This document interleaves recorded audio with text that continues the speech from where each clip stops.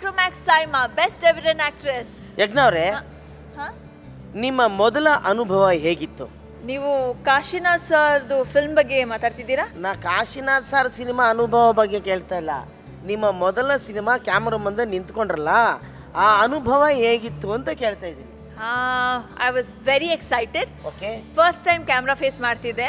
Nervousness ಏನು ಇರಲಿಲ್ಲ, camera angle ಬಗ್ಗೆ ಏನು ಗೊತ್ತಿರಲಿಲ್ಲ. ಆದರೆ ಒಂದು ಕ್ಯಾರೆಕ್ಟರ್ ಪೋರ್ಟ್ರೇ ಮಾಡಕ್ಕೆ ಸಿಗತ್ತೆ ಅಂತ ತುಂಬ ಎಕ್ಸೈಟೆಡ್ ಆಗಿದೆ. ಸೊ ಈಗ ಕ್ಯಾಮ್ರಾ ಆಂಗಲ್ ಎಲ್ಲ ತಿಳ್ಕೊಂಡು ಡೈರೆಕ್ಟರ್ ಆಗಬೇಕು ಅಂತ ಹೊರಟಿದ್ದೀರಾ? ಇಲ್ಲ ಸರ್, ಸದ್ಯದಲ್ಲಿ ನಾನು ಸದ್ಯಕ್ಕೆ ಆಕ್ಟ್ರೆಸ್ ಆಗಿ ತುಂಬ ಖುಷಿಯಾಗಿದ್ದೀನಿ. Very good. ಈಗ ಏನ ಮಾಡಿದ್ದು?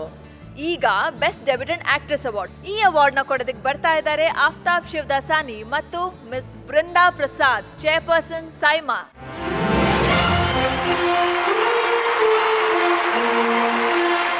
Can we have the nominations, please?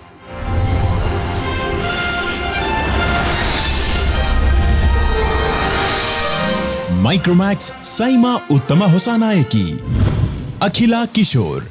ಪದೇ ಪದೇ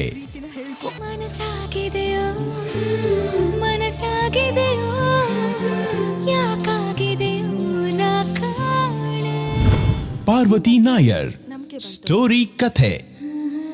ಈಗ ನಾನೊಂದು ನಿರ್ಧಾರಕ್ಕೆ ಬಂದಿದ್ದೀನಿ. ನಿಮ್ಮಿಂದ ಈ ಸಮಾಜಕ್ಕೆ ಒಳ್ಳೇದಾಗುತ್ತೆ ಅನ್ನೋದಾದ್ರೆ ಅದು ಶ್ರುತಿ ಹರಿಹರನ್, ಲೂಸಿಯಾ. ಏನ್ ಕೆಲಸ ಮಾಡ್ತೀರಾ ನೀವು? ಕತ್ಲಲ್ಲಿ ಕಳೆದೋಗಿರೋ ಜನಕ್ಕೆ ಕರ್ಕೊಂಡೋಗ್ಬಿಟ್ಟು ಬೆಳಗ್ಬಿಟ್ಬಿಟ್ಟು ಸರಿಯಾದ ಜಾಗದಲ್ಲಿ ಕುಡಿಸ್ತೀನಿ. ಹಂಗಂದ್ರೆ ಅದು ಟಾಕೀಸ್ ಅಲ್ಲಿ. ಪಾವನ, ಗೊಂಬೆಗಳ love. ಮುಚ್ಚಿಬಿಟ್ಟಿರೋರು.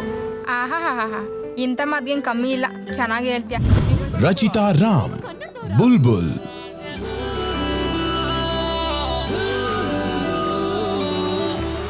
The best debutant actress Kannada goes to Parvati Nair for the story Kathe.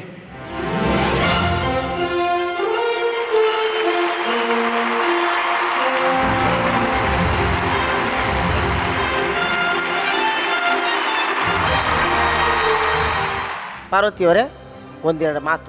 Thank you, Saima, for this award. I like to thank my director and my whole team for casting me in the film. I like to thank my family for all the support. And it's a privilege getting this award in front of all the dignitaries and all the actors I've, looked upon when I grew up. Thank you all. And I like to dedicate this award to my parents and my brother, because of whom I'm here today. Thank you.